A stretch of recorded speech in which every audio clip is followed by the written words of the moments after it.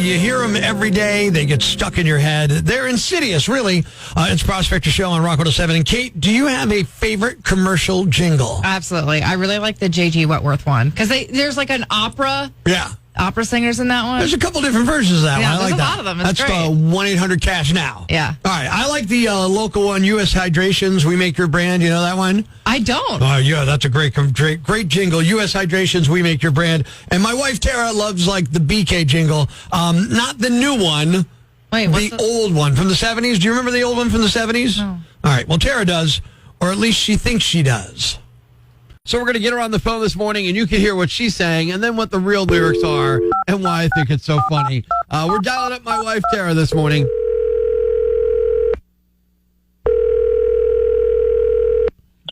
Hello. Hey, good morning. How are you, honey? I'm good. How are you? I'm good. You know it's your husband, right? Yes. All right, just checking. So the other day, I don't even know how it came up. We were talking, and you started singing a jingle for a restaurant. Do you remember what I'm talking about? Yes. No, what are you laughing about? Because I don't know the words. All right, so what we're talking about is the Burger King restaurants. Remember the old Have It Your Way commercials, and what did you sing? Hold the pickles, hold the lettuce, shut up, baby, you upset us. Now, why would you think a TV commercial, especially one that started in the 70s, would have "shut up, baby" in the jingle? I don't know. Back in the 70s, people didn't get offended. That would make perfect sense. Right, but when you're a TV commercial, you don't want to tell your customers to shut up. Shut up, baby. They're being nice. Oh, shut up, baby. So when I tell you to shut up now, I should just say, "Shut up, baby," and it'll all be good?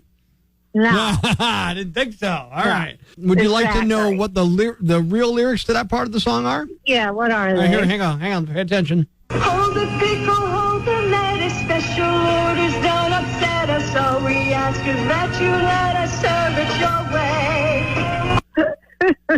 I like my version better.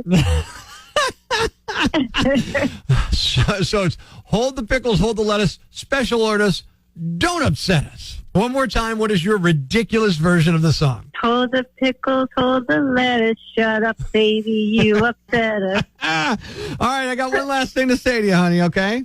I'm going to preface it with "I love you." Okay. Shut up, baby. No. Breaking the news that's already broken. It's time for Prospector's Briefs on Rock 107. The call and text records of millions of AT&T customers was exposed in a massive data breach. That's why I only share sexy messages by printing them out and sending them through the U.S. mail. A tractor-trailer hauling 46,000 pounds of beef plowed through a Wendy's in central Pennsylvania. And yes, when he got out of the truck, the driver was given a frosty reception. Bill Belichick will work as an NFL TV analyst this season, but expect him to only do really well when he's on the same broadcast team as Tom Brady. It's 60 Minutes meets Gone in 60 Seconds. Tune in tomorrow for Prospector's Briefs on Rock 107. It's time to have a little fun on the phones. Good morning. I'm Rock 107's Prospector. Got an email from a guy named Corey. He said, "Hey, Prospector, I was wondering if you could prank call my friend Dave." So I got back to him. We came up with a situation. They both live at a place called Yallick Farms. They both use the community pool. So we came up with the idea that maybe David was clogging the pool because of all his body hair coming off him. I guess he's a hairy dude. We're going to get him a call right now and offer him a service to fix that. It's another Prospector prank call on Rock 107. Hello? Yeah, hi. I'm calling for David Cameron. This is he. Can I ask you something? Yeah, my name's Rick McAllister. You probably don't know me. Your neighbors recommended you. I have a escaping business, and your neighbors went ahead and elected you to receive our services, which they'll be paying for. I want to know if you'd be interested. We could set up a time we can come on out and... My neighbors recommended me? Yeah. I don't have a yard. I'm sorry, what?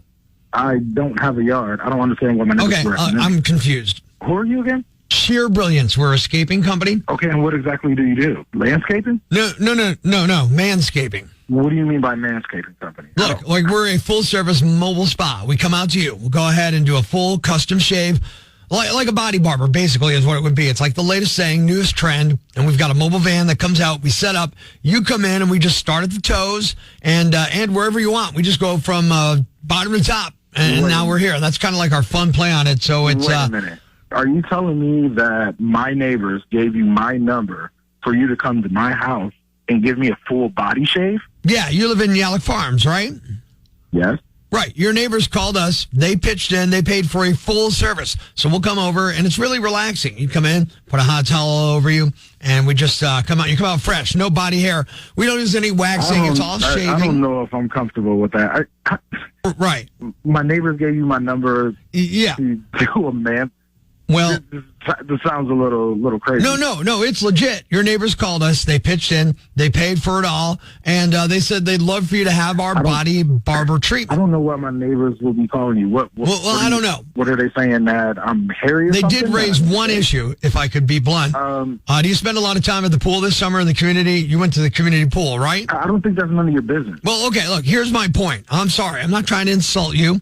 They said that there was an issue with some of the drains. Well, it sounds like you are. Well, no, I'm not. I'm just telling you what they told me. I have no idea. I don't know you one way or the other. I just offer a service. And if I could tell you, if there's an excess of body hair and it does end up in those drains, that can be expensive to get fixed when you have Are to. you kidding me? Are you kidding me? Do you have body hair? I do. Do you have body hair? Do you use your service that you're offering? All the time, man. Because I don't know who you are calling my phone. Listen, you're insulting me on the no, phone. I'm not trying to insult you, but if you saw me, yeah, I basically look like a Ken doll, and I love it, man. It feels amazing. I mean, did you know bacteria get trapped in your body hair, and that creates an odor? With the absence of body hair, you smell great. You won't be clogging drains in any pools. Wow, really, I never knew a man that really cared so much about that. Really? Well, I mean, to be honest with you, your neighbors felt it was an issue because they'd not been able to use the pool because it gets clogged up so much. Did you notice the pool's out of service? I don't care what my neighbors think. Well, I mean, you're calling me. You're being you should care a little bit. I'm not trying to be that way. I'm just telling you. Look, this is the concern they raised. I don't know you. You could be Bigfoot. You could be an Oscar. Bigfoot. See, you keep doing the same damn thing. Look, I'm not trying to insult you. I'm just trying to drop. Well, look, I come to your place. I do the treatment there. You come to me? Yeah. You can come to me all you want to. I'm a.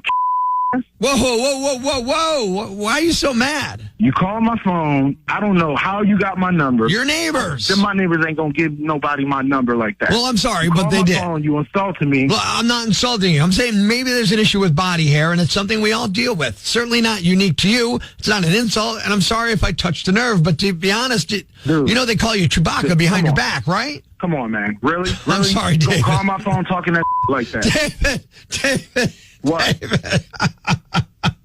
It's not real, man. Your friend Corey gave us your number. What? It's a prank. It's a prospector prank call. You're on Rock 107 right now, man. Oh, man. Get the hell out of here. I'm going to kill this dude, man. Oh, my God. Corey's the one who came up with the Chewbacca line, all right? Really? I'm just saying. Oh, okay, I got it. I'm going to get him now. Wait, that was a good one, man. Good one. It's too early, man. Life's pretty tough right now. There's plenty of bad news, but it's not all bad. It's time for the brighter side of Prospector on Rock 107. 2 orphaned puppies found a new family with a cat and her kitten at a shelter in Texas. The puppies were born at the shelter, but unfortunately the mother passed away. Someone from the shelter said the cat doesn't even like dogs, but she just jumped into mommy mode and has been taking care of the little puppy. Thanks. We needed that. The brighter side of Prospector on Rock 107. Is this one of those do you remember where you were type of moments? Like, do you remember where you were when you heard kind of thing? It's a Prospector show on Rock 107. And Kate, where were you when you heard about the attempt on former President Trump's life? I was at the roof at Oppenheim, the rooftop bar. Yeah, so somebody text you, somebody like what? My brother was talking about it in the family group chat, and then I just moved on. Right. And then when we went to the bar, it was on the TVs. Gotcha. So, yeah, that's where I was. I was out to dinner at Little Nicky's at the Benmar in Carbondale, and my wife got a text from a friend. So then I went to all my news apps. Like I have an ABC News app, and I have a couple other ones. Like I have ABC, I have a Fox News app, I have a CNN app. I went through all 3 of them, and then to Twitter just to confirm in my mind that this wasn't some weird, heat-induced dream or something like that. But it's sometimes that's how I measure the importance of an event. And I'm older than you, so I have a little bit more of these in my head. Do you remember where you were on 9/11? Well, probably. I do. Okay. I do. All right. Yeah. Go ahead. I was in school, and they took us out of school, and I was brought home. Right. So you remember that vividly. Yeah. Oh, yeah. I remember watching it on the TV, and Tiny Kate was getting, Yeah.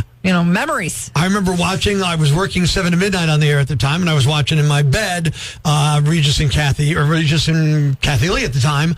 Maybe it was Kelly. I think it was Kathy Lee. And they started saying something about a building, and then all of a sudden the news cuts in, and I'm like, oh my God, this is crazy. Another one for that, and this is way before your time, the Challenger explosion. Another one of those big events, and as you go on in time, you remember. I remember I was doing my first ever radio show at Marywood College's radio station. Wow. And there's all of a sudden, ding, ding, ding, ding, ding. And I'm like, what's going on? I had no idea. And I look, and this is like the old Associated Press alarm printing out reams of paper, and it was the Space Shuttle Challenger explosion. Yeah, I forget about that one because I wasn't. Right, that's before your I time. wasn't there. But those are to me, that's how I measure the importance of an event over time. If I still remember where I was when it happened. Where were you? Where were you when this happened? And I think this is one of those events that, at least for now, people are talking about it. I had that conversation the other day at Grill Fest on Sunday with a gentleman. I'm like, okay, where were you? Because he said to me, where were you when you heard about it? And I told him, and he told me where he was and all that. No. Does that make sense as a measure? Yeah, people do it I think people just do it by association. They're like, oh, I was doing this when I heard. No, Right. It makes perfect sense. It's a memory trigger for us. Yeah. Ladies and gentlemen, grab the kids, call your neighbors, and gather around the radio. It's now time to announce the winner of Prospector's Yam Bag of the Day, as decided by you at rock107.com. We uncover the most baffling, ridiculous, pathetic, cockeyed, laughable, preposterous blunders in the world of misdeeds. Nominee number 1. This guy tried to take squatters' rights to a whole new level. There was an open house for a home for sale in Virginia, and one of the people who toured the home was 39-year-old Napoleon Bowache. Apparently, he talked to the seller about how much he liked the place and thought it would be great for him and his 4 kids. And it looks like he was serious because he moved in just 2 days later. He didn't make an offer or anything. He just showed up with his kids, got inside, and refused to leave. Police got there and ordered him to come out, but he just stared at them through a window, so they went inside and arrested him. It turned out he was on probation and had warrants in 2 neighboring counties, and he's facing a long list of charges, including entering a property with intent to cause damage. Child Protective Services took the kids in. Officials say they're releasing them to a responsible family member. Nominee number 2. After the Hawk Tuah girl went so viral, expect these 2 idiots to be millionaires in no time.